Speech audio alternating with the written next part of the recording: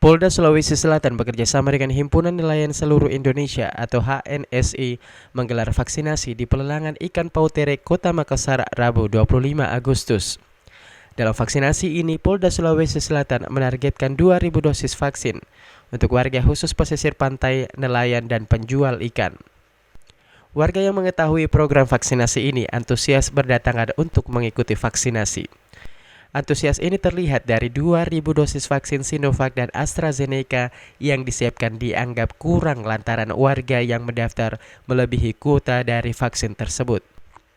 Kapolda Sulawesi Selatan Irjen Polisi Merdisam yang hadir menyaksikan vaksinasi ini memuji antusias masyarakat pesisir yang siap ikut vaksinasi. Juga dalam rangka program bakti sosial Polda Sulsel dan juga bertepatan dengan angkatan Akpol 94, kami sekarang berupaya bagaimana untuk mengejar pencapaian target vaksin ini.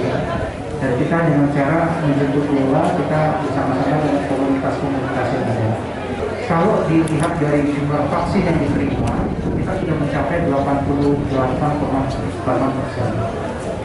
Vaksinasi ini digelar hanya sehari khusus untuk warga pesisir, nelayan, dan pedagang ikan yang berada di pelelangan ikan Pautere, Kota Makassar.